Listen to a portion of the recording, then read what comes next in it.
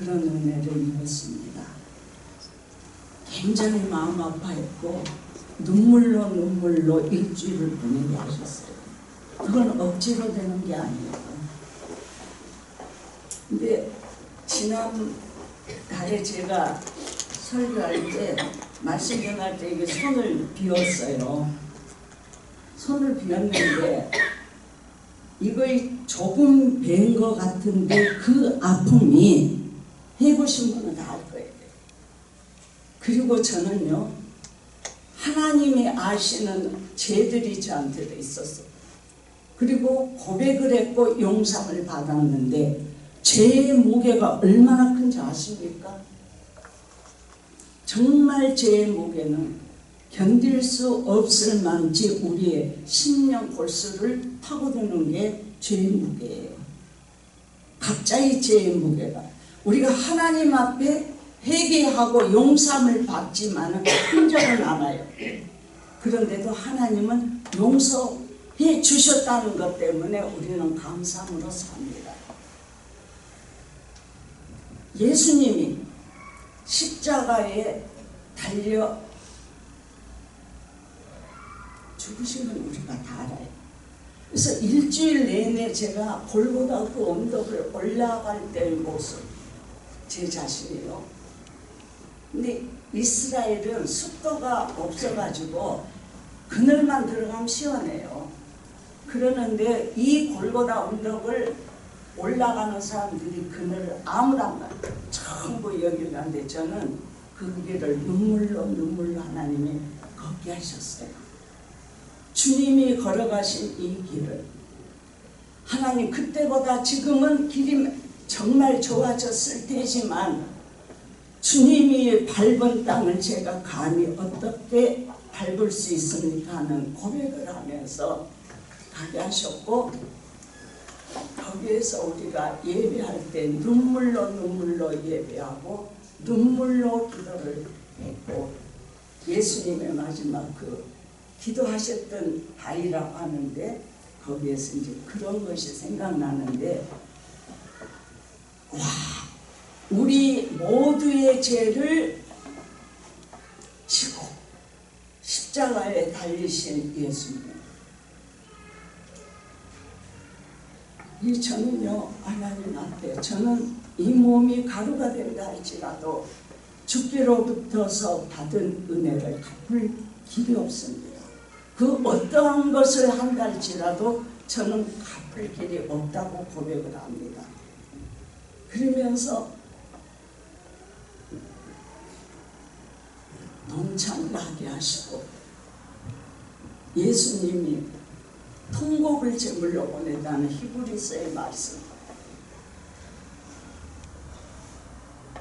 제자들까지 다 잠들고 깨어서 기도하라고 해도 했던 그 외로움과 그런 것들이 와 닿기를 시작하는데 기가 막힐 정도로 아팠어요. 그러면서 이제 부활에 대한 말씀을 준비를 해야 되는데 할 수가 없었어요. 그래서 오늘 목사님의 이걸 하라고 하셔서 저는 그저 순종하는 마음이 잘했었고요. 제가 준비하지 않는 걸 하나님이 하실 줄 압니다. 저는 제가 말씀을 전한다고 생각해 본 적도 없고, 저는 많이 배운 게 없을 뿐만 아니라 신학에 대한 이해, 성경에 대한 이해도 부족합니다. 하지만 우리가 신앙생활하는데 제일 큰 교사가 누굽니까? 여러분들이 생각하시는 교사가 누구예요? 영진 씨. 영진이가 생각하는 교사는 뭐예요?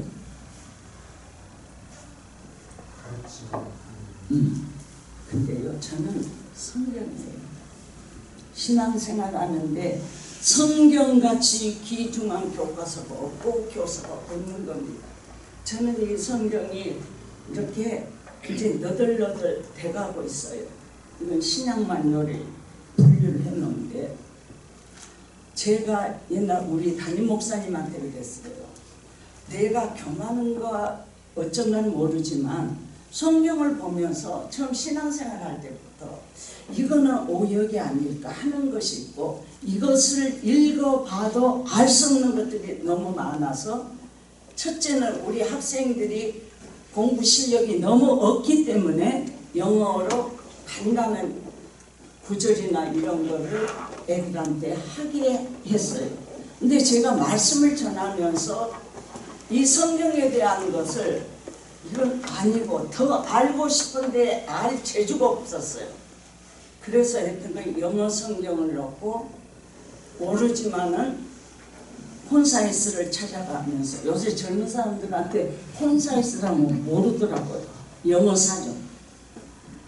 그렇게 해가면서 제가 잘 못할까봐 바른 기억까지 하고 뵙고 또 하고 하면서 말씀을 준비를 했어요. 근데 이제 오늘 영과 진리로 예배. 옛날에 이 말씀을 가지고 저는 부흥회도 갔고 말씀을 전했는데, 그때는 영이신 하나님이 예배 자리에 오신다. 그래서 우리는 이렇게 해야 된다 그랬어요.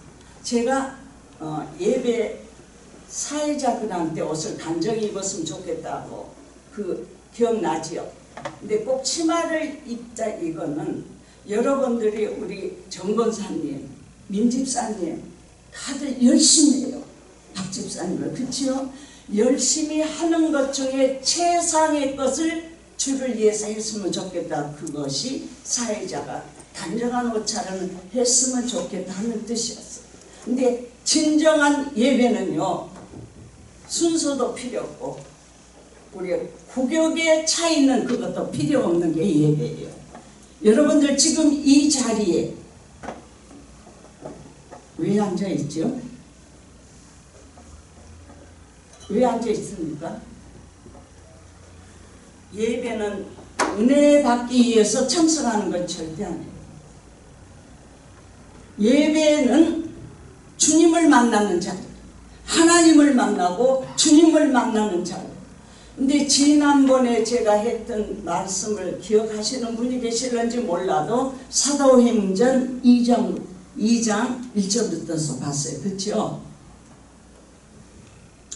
예수님이 마지막 승천하기 전에 뭐라고 했어요? 너희는 예루살렘을 떠나지 말아라. 아버지께로서부터 온 그것이 너희에게 임하는데 너희가 성령을 받으리라. 성령 세례를 얘기했어요. 그래서 제일 중요한 거는 저는 그 2장 그 위에 있는 제가 정했던 그 말씀 중에 핵심이 뭔가 모이는 것이라고. 기억 안 나시지요? 납니까? 그건 뭐예요? 아무리 하나님이 역사를 하신다 해도 사람이 모이지 않으면 아무런 소용이 없어요. 이미 그 말씀을 통해서 예수를 믿는 사람들은 이미 성령이 임해 있어요. 그러니까 12제자나 예수님을 따라가는 사람들도 성령이 임해 있지만 성령의 세례나 이런 건 전혀 모르는 상태예요. 그래서 예수님이 뭐라고 했냐면은 내가 가야만 다른 보혜사를 보낸다. 그러니까 예수님도 보혜사에 들어간다는 얘기예요. 그렇죠? 그래서 보혜사가 뭐라고 했죠? 지난번 내가 못하는 영어로 했잖아. 요즘 헬퍼. 또 상담을 뭐라고 했죠? 카운슬. 잊어먹는 게 당연해요. 학교 같으면 기억을 할 거예요. 그렇죠? 그 뒷날도 배워야 되니까. 돕는 분이에요.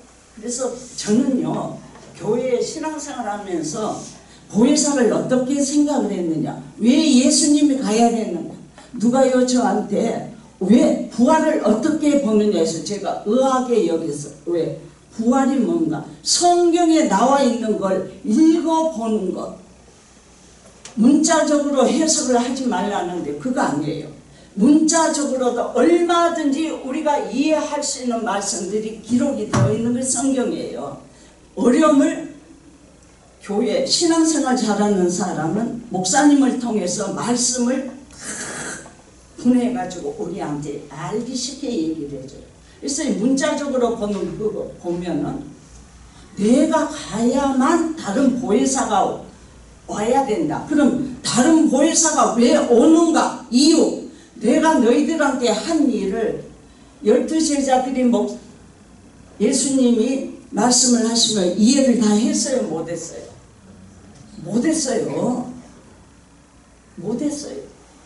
그러니까 예수님이 뭐라고 했냐면 내가 가서 다른 보혜사를 보내면 그 보혜사가 내가 한 말들을 기억나게 하고 가르쳐 줄 때 기억나리라 했어요. 그러니까 뭐예요? 성령을 우리가 이미 받았어요. 받았기 때문에 그 말을 모르면 다른 보혜사 성령이 와서 우리한테 가르쳐주고 예수님의 말씀이 기억나게 하는데 예수님의 말씀이 성경이 기억나게 하면서 기억나게 한다는 거예요. 그래서 왜 우리가 성령 충만하면 날고 뛰고 이걸 성령 충만이 아니에요. 절대 아닙니다. 그 성령 충만이 우리가 받은 성령에 이거의 성령이 쌓이고 쌓일 때 말씀을 우리가 알아듣는 이것이 깨어난다는 거예요. 예배는 내 기분으로 드리는 게 아닙니다. 내 감정으로 드리는 것도 아니에요. 이 예배가 축제예요. 잔치예요. 옛날에 우리 장로님은 우리 성도님들 우리 김철영 장로 좀 알잖아요. 잔치로 그 사람 알아가지고 그저 기뻐요. 그걸 하나님 원하세요. 우리가 성경을 보면요. 신령한 자가 나오고 또 육신에 속한 자가 나옵니다. 오늘은 하나님이 그대로 하실 거예요. 제가 이거 한 것은 소용없이. 신령한 자라는 것은 성령의 이끌림을 받고 성령의 지배를 받는 성숙된 성도를 신령한 자라고. 여러분들 이 시간요. 여러분들이 신령한 자에 속하는지 육신에 속한 자인지 보시기 바랍니다. 육신에 속한 자는요. 구원은 받았어요. 예수 믿으면 우리 구원받는 건 알죠? 구원은 받았어요. 그런데요. 신앙의 지식이나 체험이 부족해서 성숙되지 못한 성도를 육신에 속한 자라고.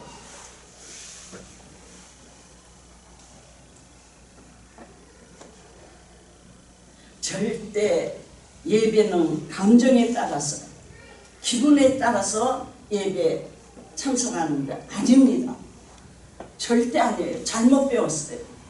그렇다고 에이 오늘은 내가 집안에 좋지 않은 일도 있고 기분이 상하니까 예배 못하겠다. 그거는요 예수 믿는 자의 자세가 아니고 세상 영을 받는 사람하고 같아요.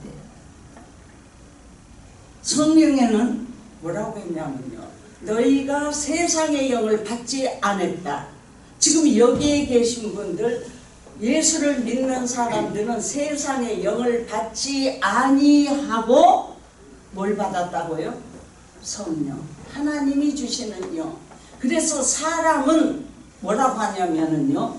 옛날 여러분들 노인들한테 그런 말을 들어봤을는지 몰라요. 사람이 죽은 것은 사람의 생명은 육체에 있어요, 없어요?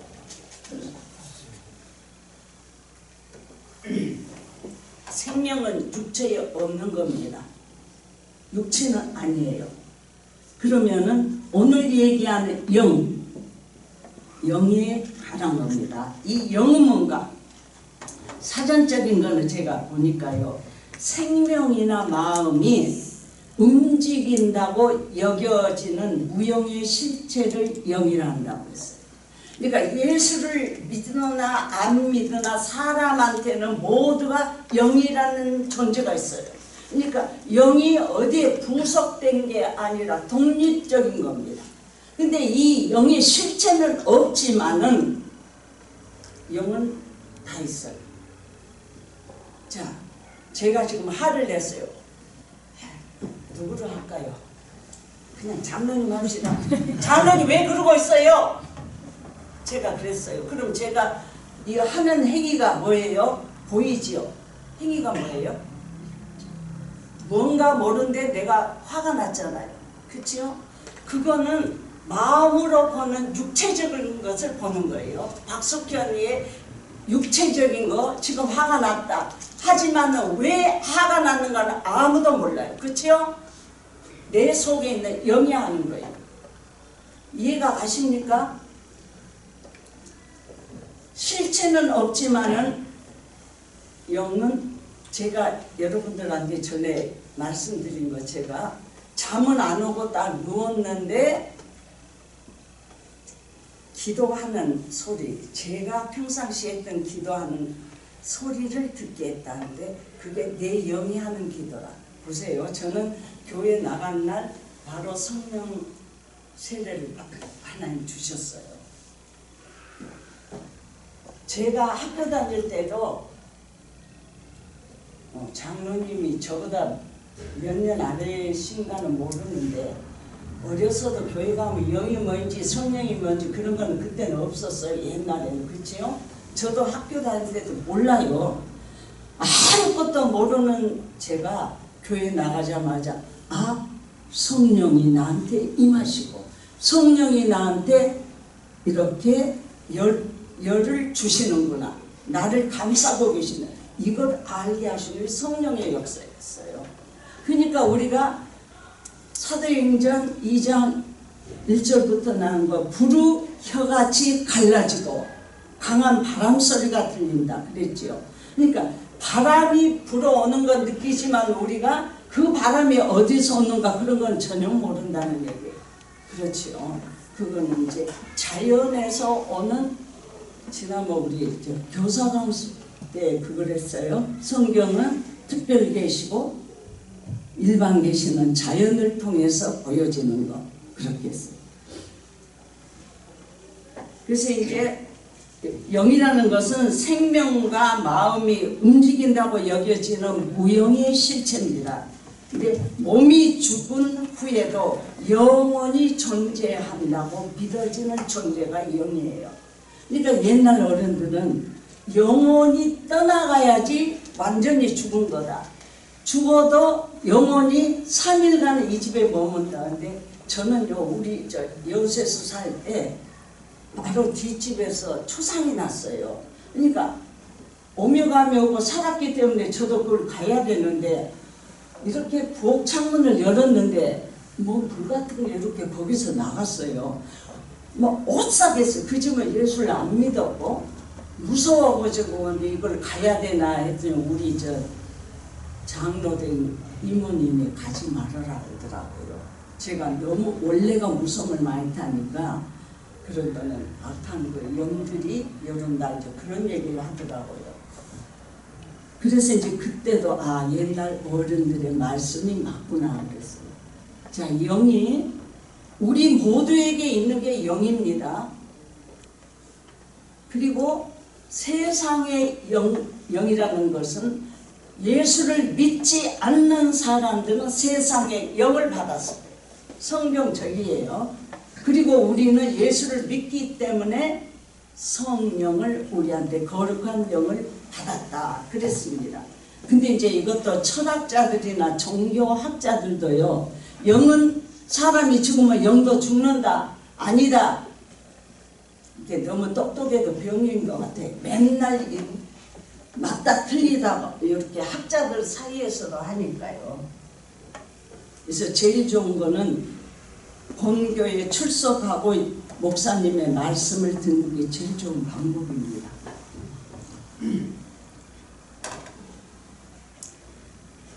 그래서 이 영이라는 것은 어떻게 하는가? 잠언서에 보니까요 무슨 말씀이 있냐면 사람의 영혼. 근데 이제 이것이 오류가 된 것이에요. 잠언에 보니까 해석은 영혼으로 나왔어요. 근데 영어 성경을 보니까 거기는 영으로만 나왔어요. 스피릿만 나오고 혼은 소울이라고 하거든요. 근데 우리나라 이 성경은 번역할 때 영혼이라고 했어요. 근데 뭐냐, 사람의 영혼은 여호와의 등불이다. 잘 들으세요. 성경이에요. 사람의 영은 여호와의 등불이라 사람의 깊은 속을 살피느니라. 이 말씀을 느껴지는 거 없어요? 왜 우리가 하나님 앞에 기도를 하는가? 내 속에 있는 영은 하나님을 반가워하고 그분과 접촉하기를 원하는 게 우리 속에 있는 영이에요. 그러면 이제 창세기 1장으로 가야 돼요. 1장 보면은 1장인가? 2장 7절인가? 하나님이 세상을 만드시고 사람을 만들었잖아요. 아담과 하와를 만들고 코에 생기를 불어넣으시니 사람이 생명이 된지라. 그래서 이제 그 영어 번역 성경을 보면은 생명, 사람도 그렇고 짐승도 생명으로 하는데 영이 살아있는 거는 사람이에요. 짐승은 힘이 없잖아요. 땅으로 내려간댔어요. 짐승은 죽으면 땅으로 내려가고 우리는 영을 가진 우리는 영의 하늘로 간다. 그래서 우리 영은 창조주인 하나님과의 관계가 있는 겁니다.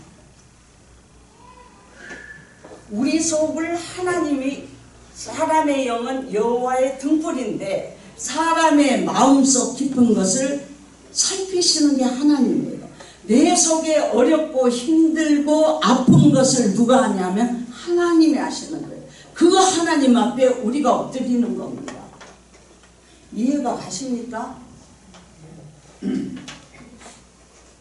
제가 하나님이 이 말씀을 주시는데요, 얼마나 고민하고 기도하고 하나님은 네가 하냐 내가 한다, 네는 할 수 있다 염려 말라 하는데, 저는 이것을 알 수 있고 이렇게 하는데 이걸 어떻게 하나님이 하실는지는 몰랐어요. 어떻게 해야 돼요. 근데 이제 이 예배라는 것이 하나님은 뭐라고 했어요?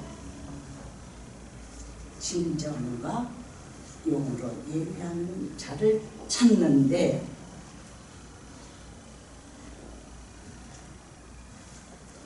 예배의 중심은 누굽니까?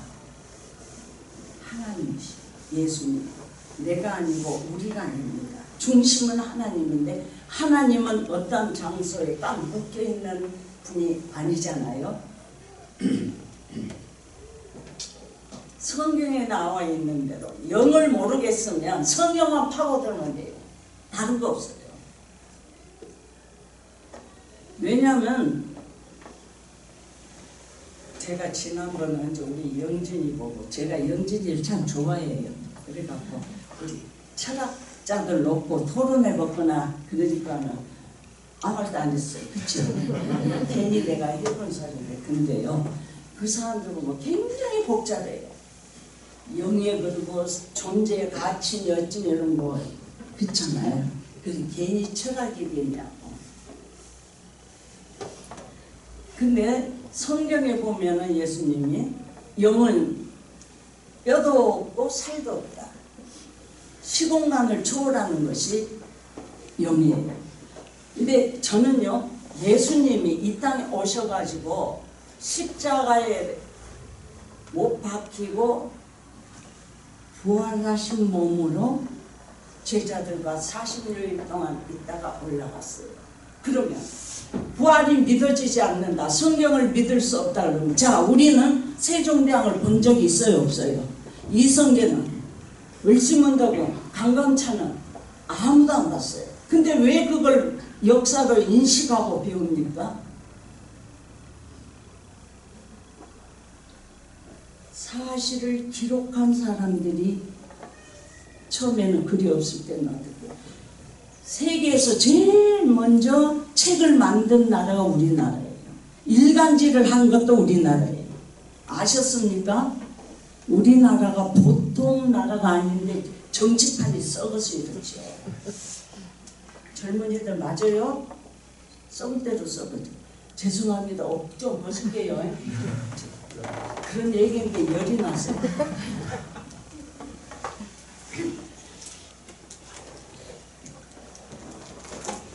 제가 교회를 나오면은 새벽에도 그렇고 무슨 일에도 그렇고 몇 사람이 왔는가 이렇게요. 그거는 교회 대청구고 제가 제일 뒤에 앉으니까 왜 숫자를 세가지고 딱딱 적잖아요. 이제 그것 때문에 돼가지고 우리 교회도 그걸 하다가 보니까 아니다. 이것도 내가 안 해야 돼. 그랬어요. 성경에 어느 정도로 내 신앙생활에 들어와 있는 마태복음 18장 20절에 보면은 두세 사람이 내 이름으로 예수의 이름으로 모이면 그 중에 나도 그들과 같이 있다. 그래서 어느 날부터 제가 숫자를 셀 필요가 없다. 두세 사람이 모이면 예수의 이름으로 모이면 나도 예수님이 있다고 했는데 뭐더러 숫자를 세?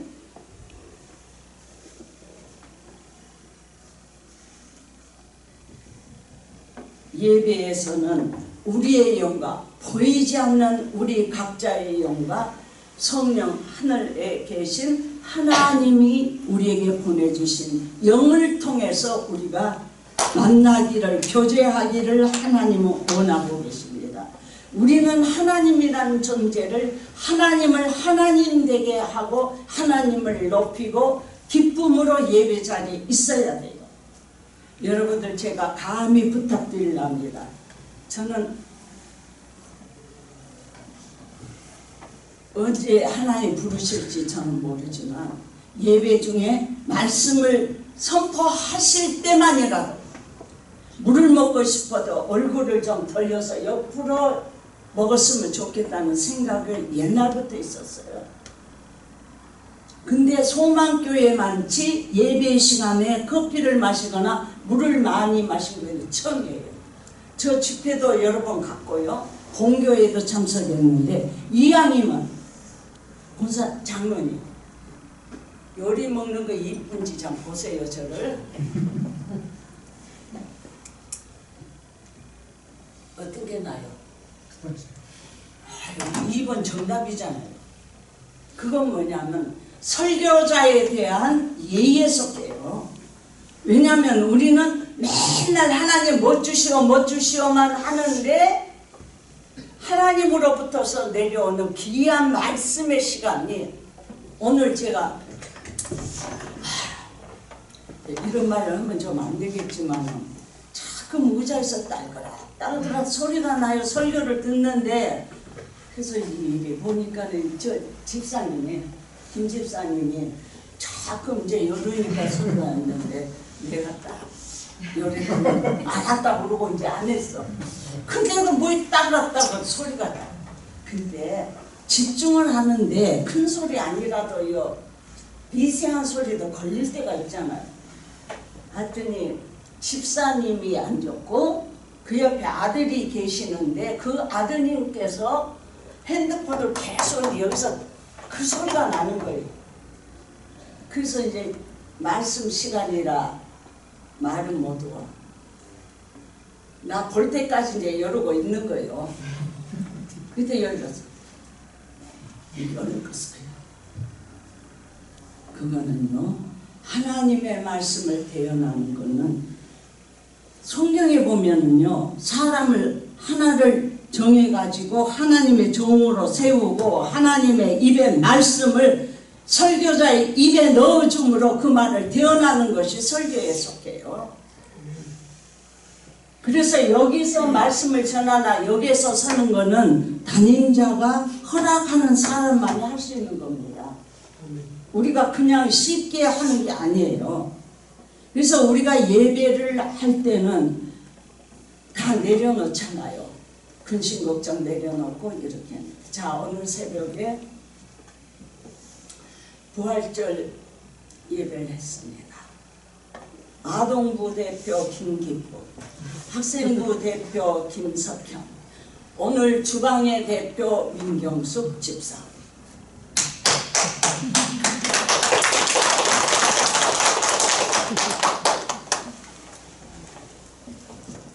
저는 그래요. 부활이 없다면, 부활절이 없다면, 부활의 역사가 없다면 구태여 어렵고 힘들게 신앙생활을 해야 되는 거 아니다. 오늘 목사님의 말씀을 기억하십니까? 본문 말씀에 있는 것처럼요. 그래요. 예수님이 다시 살아나신 첫 열매고 그것을 우리는 믿는데, 저는 성령을 어떻게 그 당시에 지금 한 40몇 년 전이에요 받아들였냐면, 예수님은 육체가 몇 개 있어요? 예수님 몸은 몇 개입니까? 아이고 참, 하나 그래야지. 장로님 그렇지요? 하나예요. 자, 근데 오늘 예수님 급한 일이 있어요. 그럼 대전을 가야 돼요. 그러면 이제 서울 일은 딱 제쳐놓고 대전은 갈 수가 있는데, 미국에서 오라면 가요? 못 가요? 못 가요. 제가 이해하고 받아들였던 40몇 년 전의 얘기입니다. 그래서 왜 예수님이 가가지고 다른 보혜사 성령을 보낸다고 했는가? 그거는 성령은 영이기 때문에 여기 있는 사람 모두에게 임할 수 있는 게 성령이고, 여기나 미국이나 서울이나 제주나 부산이나 그 시간을 10시로 정했다면 10시에 전부 성령은 임할 수 있기 때문에 보혜사 성령을 보내셨구나. 저는 그렇게 이해를 했어요. 맞게 생각이 드세요? 네. 저도 어려서부터 교회 신앙생활을 했지만은 우리가 다닐 때는 성령이 뭔지 아무것도 몰라요. 영이 뭔가도 모르고 맨날 전쟁 울어요. 삼천리강산 금수강산 맨날 그 찬송 부르고. 그만큼 우리나라가 폐허가 되고 어려움에 처했을 때 교회에서부터 찬양으로 우리한테 가르쳤어요. 자, 성령은 그렇게 우리 모두에게 한꺼번에도 역사하실 수 있고, 나가이 다락방에서 기도하던 그 오순절 축제에 왔던 사람들에게도 일시에 임할 수 있었던 것이 성령의 역사입니다. 그래서 왜 우리가 신앙생활을 하는가? 여러분들요, 어려우면 성경 보세요. 요즘 뭐 이단 어찌고 그러잖아요. 근데 옛날에 그 정명석이라는 사람이 텔레비 그거 할 때요 하는데, 제가 이상했던 것이 그 포서 보는 대학생들이 서울대생도 많아, 고대 연대도 많고. 근데 아마 그 사람들이 똑똑해 보여서 그리 포섭을 했는지 모르지만, 성경을 보면은 왜 그 사람들이 달리 해서 그러는지 이해가 안 가요. 도마처럼 의심을 하니까, 도마는 예수님의 못자국에 손을 넣어보고 허리에 손을 넣어보고야 내가 믿겠다 그랬거든요. 근데 하나님 뭐라고 했어요? 예수님이 해봐라. 그러면서 너희는 보고도 믿으려고냐, 보지 않고 믿는 자들은 복되다 그랬어요. 그리고는 예수님이 승천하실 때도 어떻게 했냐고요. 그대로 올라갔는데 옆에 있던 두 흰옷 입은 사람, 천사들이 뭐라고 했어요? 왜 이러고 보고 있느냐? 너희가 본 그대로 다시 오시리라 한 거 예수님이에요. 재림의 예수는 언제 일는지 성경에도 없고 우리는 몰라요. 단지 우리는 오늘까지의 생활에서 주님을 믿는 믿음의 사람으로서 하는 겁니다. 여러분들 열심히 한다고, 헌금 많이 한다고, 기도 많이 한다고 신령한 자에 속하고 제대로 된 예배자라고 생각하십니까? 예배인은 잔치예요. 축제입니다. 그래서 여러분들이 예배를 할 때 참 저는 저 뒤에서요 참 좀 점잖하게 예배를 하려고 하는데 저는 제 속에 있는 영은 찬양하면서도 기쁨이 있고 눈물도 있고 제가 일부러 하는 거예요. 속에서 오지 기쁨이 오고. 왜? 오늘 예수님을 만나고 가야 되죠. 이걸 가지고 가면 집에서도요 여기 있어요. 그래서 저는 진심으로 저는 걱정 근심은 없어요. 어제요 제가 여주에서 살 때 같이 살았던 이인의 집사 가족이 우리 집에 왔었어요. 남편은 박승식 집사예요. 이 박씨들이 믿으면요 잘 믿어요. 오늘 우리 박태용 성도가 나왔어요. 우리 성교회에서.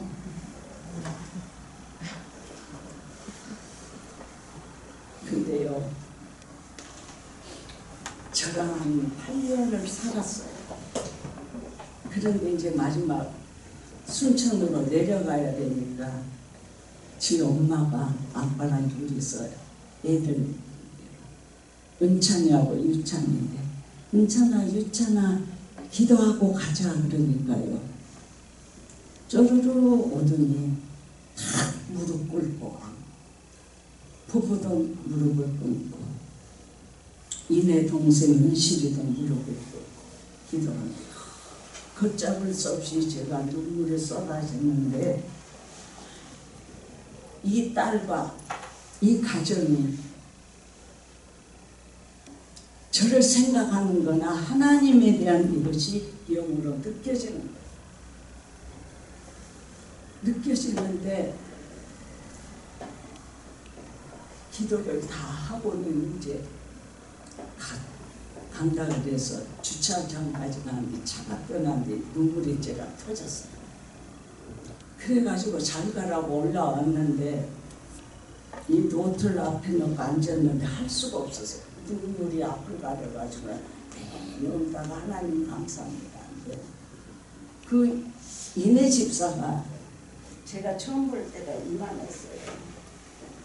5살인가 하는데 동생을 보고 엄마 아빠는 일 나가시니까 그때부터 이 기도가 연기처럼 계시록에 나와 있는 것과 똑같이 연기처럼 올라가는 걸 하나님 보여주셨어요. 그래서 여주에 살 때도 계속 기도한 거예요. 얼굴도 이쁘고 이렇게 참 착해요. 여기저기서 중매가들이 많이 들어왔어요.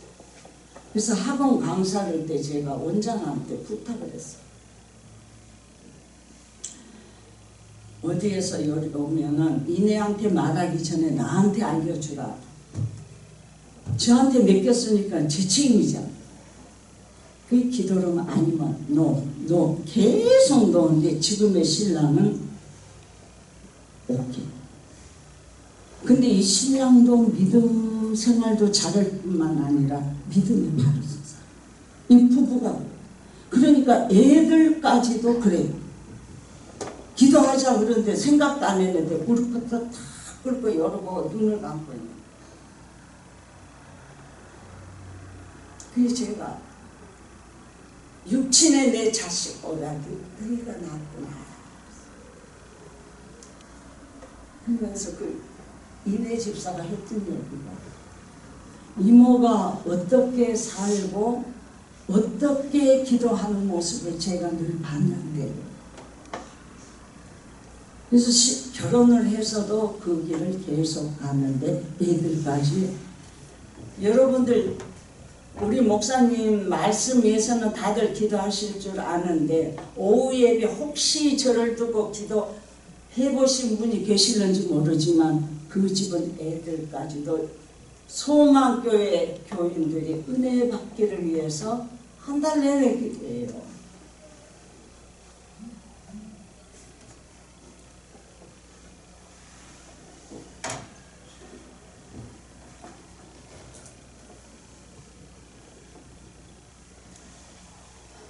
오늘 아까 희지한테 내가 너무나 장로님도 희지한테 말 못 하신다 했지요. 얘 말해요. 저희 엄마가 자식이 상전입니다.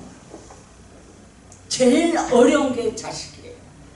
그래서 여러분들 부모님들은 정말 기도 많이 하세요. 정말요. 어려서는 신앙생활 잘하고 하다가도 모르는 겁니다. 내일을 모르는 게 사람이거든요. 그래서 어저께 제가 보내놓고도 하나님 감사합니다. 감사합니다. 세상에 우리 집에서 제가 애기들한테 돈을 줘도 이모 그러지 마세요. 근데 저한테는 선물을 했어요. 지가 만들어갖고 딱 했는데 그 밑에 사랑하는 딸 이내가 드림 그러고 적었더라고요. 그래서 저는 걔를 늘 내 수양딸이라 생각했는데 언젠가부터 저에게 믿음의 딸이다. 믿음으로 얻은 딸. 그리고 오늘은 영과 진리라 이 말씀인데 십자가의 구원의 진리를 모르고는 제대로 된 신앙생활 할 수 없습니다. 십자가. 여러분들 자신이 어떤 잘못이 있다면은 그 죄의 무게를 여러분들은 못 느껴보셨을는지 모르지만 저는 이런 생활을 하면서 죄의 무게가요 무지무지 크고 아픕니다. 근데 우리 예수님은 모든 죄를 지시고 가셨어요. 그리고는 다른 보혜사를 보내는 것도 가르친 것. 예수님이 촛불로 이 땅에 오셨다면 그 촛불을 12 제자에게 나눠주시고 요한복음을 잘 보면은 기도가 나오는데 이들을 통해서 복음을 받아들일 모든 사람들에 대한 사랑까지도 있는 게 요한복음이었어요.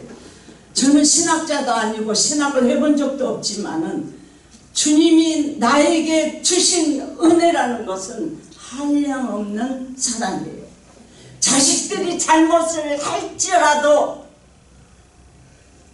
지적하고 제대로 할 수 없는 것은 자식으로 볼 수 있는 것은 하나님이 죄인인 나를 사랑하셨듯이 나도 그 자식을 사랑해야 되기 때문에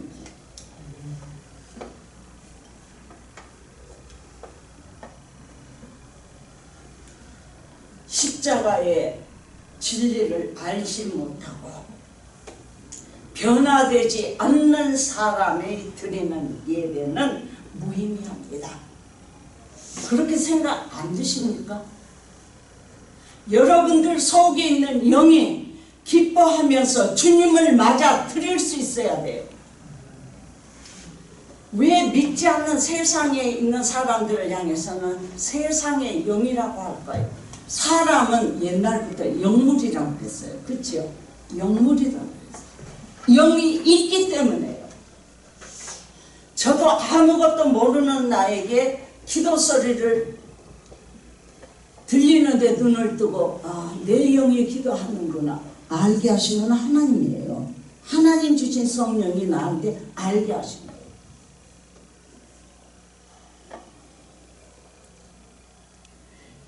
영은 마음하고 다른 겁니다. 개체입니다. 따로입니다. 영은 마음은 달라요. 내 마음이 이렇고 저렇고 슬픔이 나오는 것도 슬픔은 남이 보잖아요. 그건 육체적인 거예요. 근데 원인은 속에 있는 영이 아는 거예요. 그래서 뭐라 그래? 나만 아는 것. 그래서 영이라는 것은 신을 인식하는 능력이 있는 게 영이에요.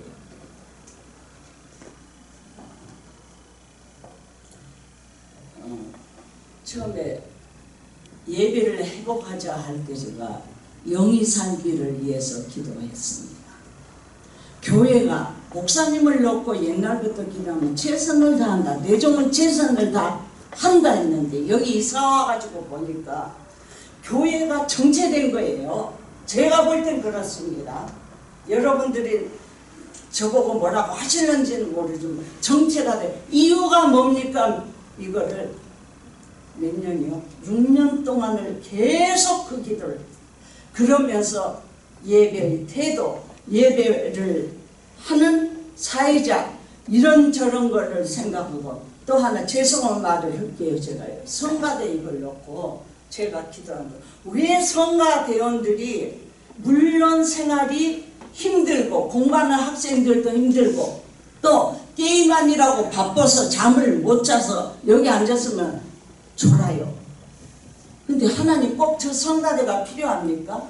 내려와서 우리가 같이 찬양해도 되지 않을까요? 교회는 좁은데 꼭 저기에다 세워야 될까요? 그걸 놓고 5년 기도했어요. 거짓말 같지요? 근데 어느 날 이거 일이 됐어요. 여러분들 요 예배 시간에 잠이 오면은 설교 말씀드릴 때 잠이 오면 꼬집어요. 일주일에 한 번 나오는데 그 시간도 못 참고 졸아야 됩니까? 하나님의 말씀은 살아있다고 그랬어요. 성경을 여러분을 읽고 있지 않습니까? 성경을 보면은 저는 그래요. 여러분들한테 고백했던 것처럼 하나님 제 나이가 이리 많은데요. 이걸로 언니다 이걸 봐요. 하나님 죄송합니다. 제가 게을렀습니다. 그렇게 고백해요. 성경 보면은요.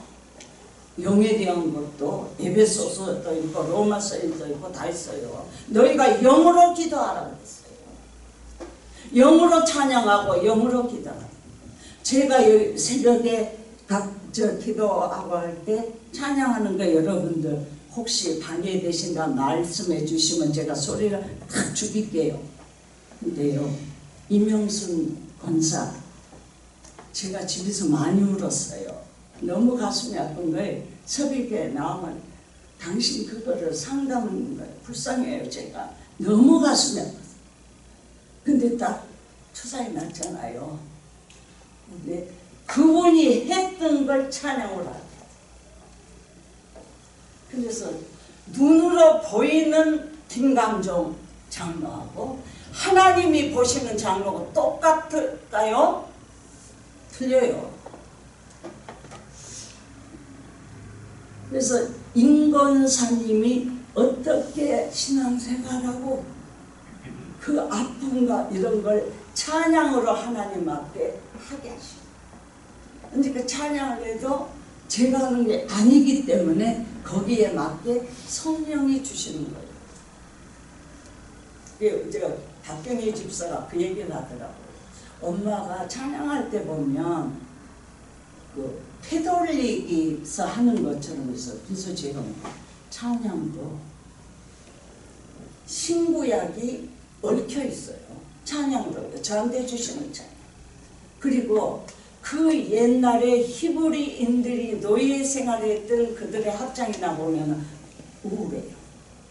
근데 그런 걸 하게 하실 때가 있고 교회의 형편과 영적인 상태에 맞춰서 찬양을 달리주십니다.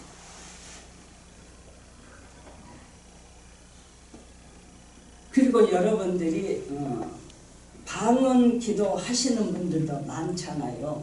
그러면 성경에 보면은 방언을 하는 기도는 마음에 열매 맺히는 것이 없다고 그랬어요.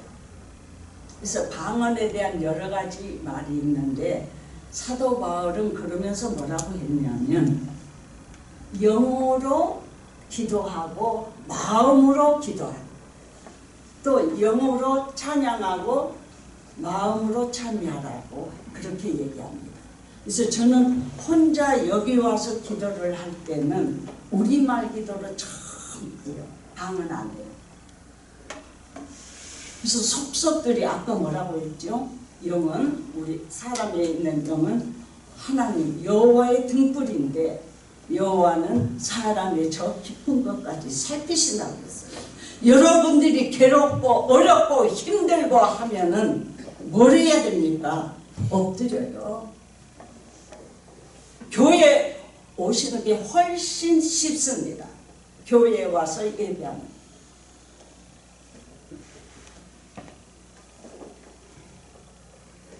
그리고 여러분들한테 목사님이 뭐라고 부탁의 말씀을 하셨냐면은, 권사 이상은 수요일과 금요 기도회에 나와라도 않으셨지요. 나오시면 좋겠다고 부탁을 하셨어요. 잘 안 들어요. 목사님의 위치가, 목사님의 존재가, 자격이 언제부터 그렇게 내리막길인지 모르겠습니다. 그런데요, 주의 종은 담임자는 하나님이 세웠어요. 왜 안 듣는지 모르겠습니다. 저에게는 이 자리에 서면은요, 신앙생활 때 자식은 없어요. 누구나 똑같습니다. 장로나 권사나 집사나 다 똑같대요. 하지만 할 때는 장로님하고 그 대우는 합니다. 하지만 하나님 앞에서는요, 목사, 장로, 권사, 집사, 청년 다 똑같아요. 적어도 내 교회의 담임자라고 하면은 말씀하시면 제발 좀 순종해 주시기 바랍니다. 아멘. 예수님의 제자들이 예수님이 승천하시면서 너희가 예루살렘을 떠나지 말고 있어라. 떠나지 말라는 건 뭐예요? 지금 자기들이 우리의 왕인 예수를 따라다니는 사람들이 갑자기 승천을 하니까 이 사람들이 어떻게 해요? 난리 났잖아요. 의지가지가 없지. 그러니까 열심히 기도할 때 했어요.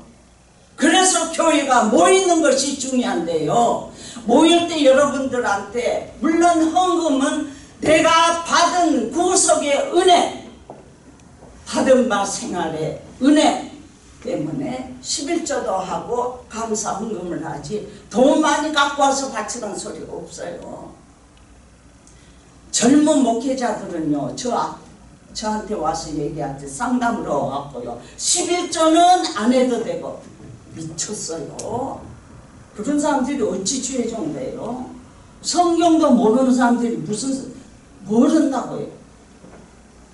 근데 저는요, 참 쉽게 하나님이 신앙생활을 할 수 있게 하신 것이 11조고 이런 감사헌금도 집에도 생활비가 필요하듯이 교회를 운영하면은 필요한 것이 물질이에요. 물질이 없이는 살 수가 없잖아요. 그러니까 저는 뭐 걸리는 것도 없고 늘 편안했어요. 근데 이 교회가 잘못된 것 중에 하나가, 저는 그것이 목사님의 탓인가 그랬어요. 왜 권사 이상은 나오라고 하는데 왜 안 나오지? 권사들 1년직이에요. 집사들고. 내가 원해서 직분을 받은 게 아니고 기도하고 교회에서 결정해가지고 주면은 아멘으로 받는 거예요. 안 받으려고 하는 것도 그 사람의 교만에 속하는 겁니다.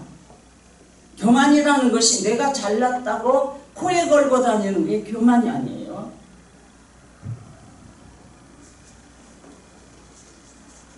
우리가 예배하는 것도 찬양하는 것도 예수님의 이름으로, 예수 이름으로 모여야 되고, 은혜 받으러 오는 것이 아니고 주님을 만나는 장소가 예배 장소.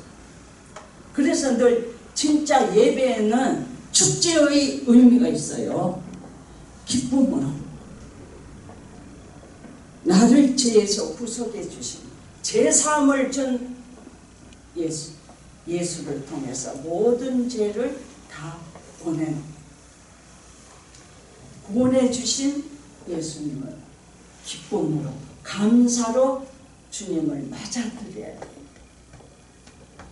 오늘 우리 청년부한테 제가 지난번에 그냥 찬양하는 거 보고 제가 괜히 미안해갖고, 그래서 여러분 좀 빨리 시작을 하자 그랬어. 그러니까 또 목사님이 이제 여러분 우리 청년부한테 목사님 그랬대요. 너무 많이 오래 하면 기운이 지쳐서 힘드니까 조금만 하라 그래서 그 목사님, 제가 목사실에서 이거 틀리게 가르쳤다. 그래서 우리 청년부들이요, 안 멍청해요. 제가 어느 교회를 가서 예배를 참석하고 2부 예배는 제가 설교를 갑자기 하라고 목사님이 처음 보신 분이 하라 해서 했는데, 이 찬양 인도를 하는 분이 힘있게 박수를 치세요. 그건 뭐냐고 막 그래. 여자 권사가. 그게 가만 보고 끝나고 나서 그랬어요. 원사님, 저 봐, 교인들이 다 노인들이잖아요. 아니 노인들한테 박수만 치고 기운이 빠져갖고 예배 시간에 줘라. 그랬어요. 다음부터는 원사님 손뼉 안 치는 찬양을 해도 얼마든지 할 수 있다 그랬어요. 그러니까 아 그러겠네요. 근데 우리 청년들은 적당히 알았어요. 그치요? 네. 근데 나는 그냥 좋으신 하나님 몇 번 하니까 싫더라. 왜냐면 그냥 한 3년까지만 두고 오면 진짜 그런 거예요. 부르는 사람 입장에서는요, 그거 오면 진력이 난다고. 참 자세요. 그래서 우리 청년들은 조용히 하는 찬송도 얼마든지 있고 좋잖아요. 그래서 아이 누구가 청년들이 해야지 우리가 기운이 나 그랬어요. 근데 요 찬양은요, 우리 목사님 올라오시면 금요일날 하세요. 바빠. 근데요, 저는 목사님 100번이에요. 그런 경우를 안 당해보면 몰라요. 목회자 교인이 많이 모이고 목회자를 돕는 것 중에 첫째가 예배 참석이에요. 헌금만 하는 게 아니에요. 예배 참석이 첫째입니다. 아멘. 교회가요, 이 교회가 잠자는 교회로 들어가고 있는 거 모르십니까? 왜 여러분들 생각 안 해보셨어요? 영이 깨어나야 돼요. 영이 기뻐하는 예배를 할 때 교회는 자동으로 부흥됩니다. 찬양이 얼마나 좋은지 아세요? 제가 옛날에 강정을 가끔 했는데 여러분들이 흘려 들으셨을 거예요. 저는 집회를 가면은 본집회 3번에 제가 하는 거 4분을 해요. 그래가지고 하다가 보면 점심 걸려요. 그리고는 상담을 사람들이 많이 갖고 오면 저녁 또 몸가 올라가요. 근데 제가 지금 굉장히 뚱보예요. 지금은 굉장히 뚱보인데 전에는 40몇 킬로예요. 그러니까 굉장히 날씬했어요. 그런데다가 쬐끔 먹는 사람이 김정희 권사님 2끼 굶으면 나 쓰러지겠잖아요. 근데요, 제가 그때 하는 거는 단에 여기 서기 전에 피하는 거예요. 그런데 힘이요. 그게 찬송의 능력이라는 겁니다. 여러분들 찬송할 때요, 가사 생각하면서 내 영이, 내 속에 모든 것, 그것이 영과 진리요. 진리는 뭡니까? 말씀으로. 내 영과 하나님의 말씀으로 예배하라 하는 겁니다. 그 진리인 말씀을 듣지 않고 졸면은요, 영이 잘못된 겁니다. 왜요? 성경은 하나님의 말씀은 살았고 그랬어요. 여러분들 다른 데서 찾지 마시고 성경만 열심히 보셔도요, 다른 거 없어요. 그냥 요한복음도 보시고 로마서도 보시고 에베소도 보시고 고린도 전후서도 전부 나와 있어요. 그것이요. 저는 거짓말 안 해요. 내 성경이 그냥 교과서이기 때문에 여기 보고 저기 보고 그래요.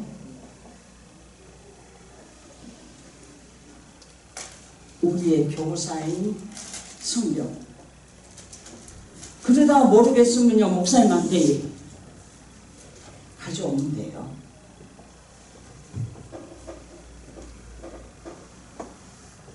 새벽기도 나오시고 수요, 금요 참석하시고 이런 분들 보면 제가 사회자한테 그 말은 이해가 가시죠? 권사님, 집사님. 여러분들 열심히 하잖아요. 그렇죠? 열심히 하니까 내가 모든 것으로 하나님 앞에 최선을 다하기를 저는 원했어요. 그래서 그 얘기를 한 거예요. 저도 다른 때는요, 부활절이면 꼭 흰옷을 입었는데요, 저는 흰색에 대한 그 옷에 대한 트라우마가 있어서 하나도 없어요, 흰 옷이. 그래갖고 옛날에 입던 건 없고 이제 하는 수 없어서 이제 이걸 입고 왔어요. 근데 그것도 소용없는 예배를 할 때 진심으로 내가 기뻐하며 나를 기다리고 계신 주님을 내가 만나는, 그게 예배예요. 제발 예배 시간에 여러분들 커피를 마시거든 제가 못하게 할 자격은 없어요. 물을 마시든 조금 비켜서 옆으로 마시는 게 설교자에 대한 예인 줄을 알아주시기 바랍니다. 아멘. 설교에 맥을 끊으면 안 돼요.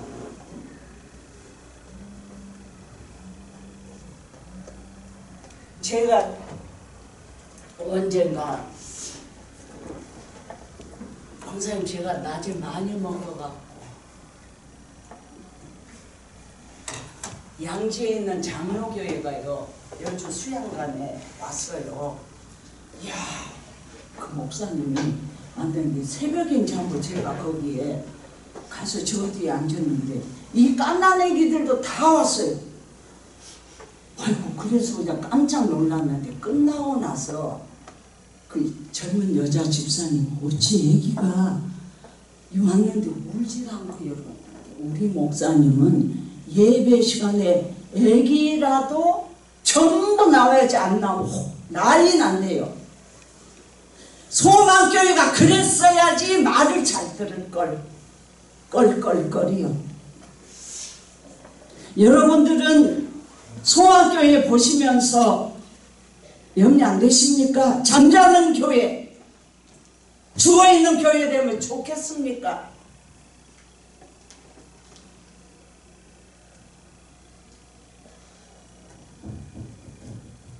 저 거짓말 안 해요. 지금 6년째 7년째 들어가는가? 내가 이사 왔는지 계속 그 기도했어요.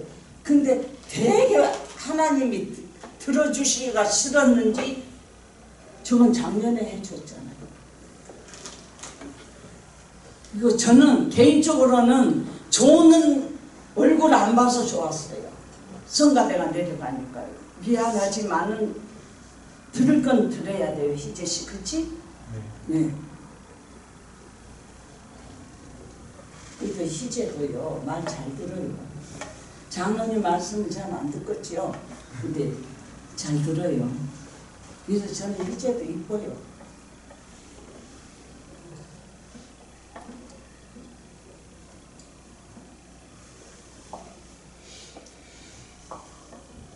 메마른 교회, 미지근한 교회. 성경에 요한계시록에 보면 칭찬하는 교회도 있고 책망하는 교회도 있고 칭찬도 하면서 또 책망도 받는 교회들이 있잖아요. 근데 미지근하면 내친다고 그랬어요. 근데 소망교회가 미지근해요. 나중에 다 여러분들 교회 다닌다고 다 천국이 될 것이다. 천만의 말씀입니다. 그건 성경이 아니에요. 제가 이 설교를요 준비를 이렇게 한다고 하면서 하나님 지금 못하겠어요. 왜 이 말씀을 주셨는지 모르겠네. 그때마다만 네가 하냐. 이게 저는 제가 아는 줄 알아요. 그리고 하는데 제가 어저께 우리 이인의 집사를 보면서 너무 가슴 아팠던 것이, 어려서 우리 애들은, 우리는 어른들은 새벽기도 가고 애들은 학교 갔다 오면 애들하고 저하고만 예배하고 저녁에는 온 식구가 가정 예배를 했었어요. 그리고 쭉 했는데 청년 때가 돼서 학교 때문에 떨어져 살잖아요. 그때부터 사랑이 붙어요. 청년이 되면 머리가 굵어지면 달라져요. 거기다가 제가 수양관을 하니까 집중적으로 기도를 못하게 됐어요. 자녀에 대한 그걸 어저께 너무 가슴이 아팠어요. 제가 신앙생활을 하는데 교회를 통해서 했던 것은 그때로 돌아가서는 그대로예요. 정말 제 깐으로는 최선을 다해서 하나님이 원하시는 대로 하고자 했는데, 그래서 여러분들 기도를 자식들이 청년이 되고 결혼을 한다 할지라도 기도의 끈을 늦추시면 안 돼요.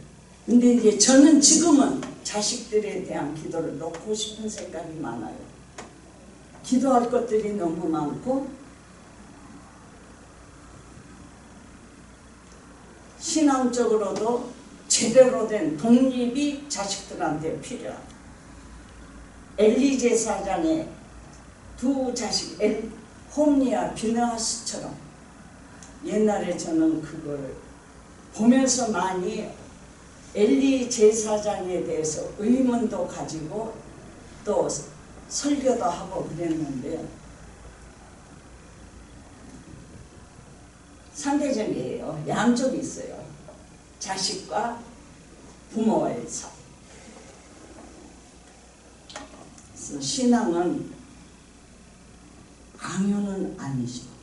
강요는 아니고요. 그리고 또 이제 지난번 제가 우리 임명수 권사님이 제가 말씀을 전하려고 하는데 자식들이 와서 가신다 했는데 제가 대답을 못했어요. 근데 그거는 제가 대답할 성격이 아니에요. 왜냐하면 예배는 제가 말씀을 전한다 할지라도 예배는 이 자리는 예수님을 만나는 자리니까 예수님한테 권한이 저는 괜찮습니다. 저는 월권이에요. 예수님 위에 제가 쓰게 되는 거예요. 그래서 아무 대답을 못했어요. 그건 뭐예요? 모든 사람은 그 대신 성도님들이 어디를 갔다 오거나 할 때는 반드시 목사님한테 보고를 해야 돼요. 집에서도 용진 어디 가려면 부모님한테 말씀드려 안 드려? 그렇지. 그게 올바른 거예요.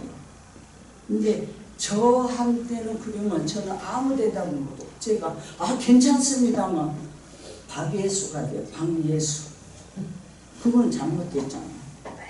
그러니까 신앙생활 할 때 모든 것은 하나님하고 나와의 사이에 1대1의 관계.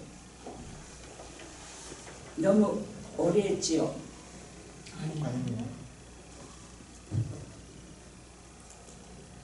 옛날 하나 얘기해 줄게요. 우리 학생들 데리고 그 청계산이라는 데 지난번에 얘기했고, 근데 이제 가서 뭘 하면은요, 저는 막 골로 가요. 사람이 한 번에 막 2시간 넘고 애들 막 기도해주고 어쩌고 하다 그러면서 애들이 이제 청소 좀 하라 그러고 내가 한 10분이라도 놀라고 방해를 따라 불단 없어요. 그 겨울이 추운데 조금 있으니까 그 노래를 제가 잘 몰라요. 무패도 번지 수도 그런 노래. 구성지게 남자애들이 노래를 불러요. 그래서 가만 들어서 이제 내가 딱 나가서 너 노래 잘한다. 좀 더 불러봐라니까요. 참 열심히 신앙생활 애들이요. 청소하다 말고 다 와서 권사님 잘못했어. 권사님 잘못했어. 그리고는 청소를 하고 뒤집어지기 시작을 하는데요. 저는요, 애들 데리고 가면요, 하나님 은혜 안 주시고 그냥 가면 저 안 갑니다. 절대 나는 못 가니까 알아서 하세요. 근데 하나님은 역사하세요. 우리 새벽 예배 나오는 분들, 수요 예배 나오고 수요 예배의 기도 준비하세요. 하세요. 자기 이름이 있는 사람. 그리고 사회자는 미리 금요일날 목사님이 그거 보내주시잖아요. 사회자 성경봉도 기도 반드시 기도로 준비하시기를 바랍니다. 그래서 사회자도 그렇고 찬양을 할 때도 내가 영으로 찬양을 할 때 주님이 나와 함께하세요. 마음으로 가는 거예요. 근데 영을 하면은 마음은 따라가게 돼요. 잠언 4장 23절에 보면은 무릇 지킬 만한 것보다 더욱 네 마음을 지키라. 생명의 근원이 이에서 남이니라. 그러니까 마음은 마음인데 생명의 근원이 뭘까요? 영이 떠나면 우리는 죽거든요. 그게 육체에는 생명이 그게 없어요. 영이 그래서 이것을 생명의 근원이 있다. 그러니까 찬양을 할 때도 마음을 다는데 기도로 준비하면 첫째 하나님이 기뻐하시고 찬양을 왜 한다 그랬냐면은 우리 희재 씨는 못 들었으니까 작게 우리가 찬양을 하는 이유 이사야서 아마 43장인가 그럴 것 같아요. 내가 이 백성을 지었나니 내가 찬양을 받으려 백성을 지었다. 그러니까 찬양 중에 거하신 하나님이에요. 그래서 찬양을 통해서 우리 마음도 그렇고 예배 장소가 주님이 오셔서 기뻐하시고 예배 장소에 있는 드리는 우리의 영도 기뻐함으로 예배가 축제가 되고 역사하는 예배 장소가 되는 거예요. 찬양할 때도. 그러니까 사회자도 그냥이 아니에요. 반드시 기도하고 그리고 몇 장입니다. 끝. 몇 장입니다. 끝. 그렇게 다른 걸 하죠. 오직 찬양을 통해 주님이 임하시 그것이 뭐예요? 성령 강림이라는 강림 내려오셔서 임하신다. 그래서 영과 진리로 예배하라는 것은 영인 우리 속에 있는 영, 그 다음에 진리인 뭐요? 말씀으로. 그러니까 성경 말씀이 없는 거는 전부 이단이라 그랬잖아요. 그러니까 성경이 이단 사상을 하는 저는 목사라고 칭하지도 않아요. 그러니까 전부 통일교에서 발생을 한 것이 신천지니 뭐니 여러 보는데 왜 성경을 한글을 깨우치면 성경을 봐두면 아는데 왜 엉터리 같은 사람들이 목사라는 이름을 붙여갖고 이 모양을 하는가? 이제 그것도 서울대 나온 사람들 이렇다면 참 서울대고 연대고 고대고 가기 어렵다고 그러면서 서강대도 끼지 않을까? 아니 그리 하는데 진짜 그러잖아. 똑똑한 사람들이 가지. 그러겠지. 나는 가보지도 않았지만. 아 근데 왜 그런 데 빠지고. 그래서 우리 여기 있는 교인들은 정말 똑똑한 걸 뛰어넘었는 것 같아요. 그렇죠? 네. 그리고 제가 한 가지만 조금 부탁을 드리고 싶은데요. 우리 교회 장로님들은 이제 교사도 하시고 안내도 하시고 이런데요. 딱 약속을 하셔갖고 저는 꼭 전에부터 그것을 부탁드리고 싶었어요. 예배 전에 5분이라도 말씀을 위해서 기도해 주시면 좋겠어요. 올해도 비록 한 5분만이라도 장로님들만, 왜냐하면 평신도의 우리가 장로잖아요. 그래서 제가 아까 그랬지요. 목사님 마음은 바쁘고 교회는 모이지 않고 정말 제가 목사님 때문에 많이 울었어요. 왜 하나님은 최선을 다한다고 하시는데 교회가 왜 이리 잠잡니까? 왜 교인들이 설교를 듣는 시간조차도 못 지키고 잠을 자야 됩니까? 이유가 뭡니까? 그런데 오늘까지 오게 하신 거예요. 영과 진리로 예배하라. 우리의 영에, 여러분들 교회에 나오지 않는 사람들의 속에 있는 영이 깨어나서 말씀을 받아들이고 성령과 함께해서 교회가 내가 살아날 수 있기를 우리가 다 같이 기도해야 돼요. 정말 음료수에다가 마약다고 그러면 기가 안 막힙니까? 자라나는 애기들 어떻게 하라고요? 그냥 우리가 살아갈 일이 아닙니다. 절대요. 우리가 각성하지 아니하면 하나님이 안 해주시면 18세기에 영국이 그 어려움을 당할 때 일어났던 것이 성령 역사입니다. 그래서 그 나라가 바꿔지고 미국은 19세기에 들어와 가지고 그거에 함으로 선교사들을 우리나라에 파송해 갖고 우리나라가 아마 1907년인가 언젠가 성령의 역사, 대역사가 일어나고 교회붐이 시작됐어요. 그래서 하나님이 아니하시면 대통령이요 천만에요. 다 썩어가지고 난리들인데요. 우리라도 영이 살아가지고 기도하고 우리들의 자식들 우리 모두를 위해서 기도하는 우리 교회가 되시기를 바랍니다. 네. 살아계셔서 우리 함께 하시는 아버지 감사합니다. 저는 뭐가 뭔지 잘 모르겠지만 우리 교회를 보시고 우리 성도들을 보시고 우리의 영이 살아나게 하시고 성령과 교제하며 하나님의 뜻 가운데 바로 설 수 있는 우리 모두가 되게 하옵소서. 이 자리에 참석하지 못한 성도들에게도 하나님이 역사하심으로 하나님 도와주시고 일어나게 하사 주님을 기쁘시게 하고 우리의 모든 것들이 새로워지는 새로운 교회가 되게 하시옵소서. 아멘. 예수님의 이름으로 감사하며 기도합니다. 아멘.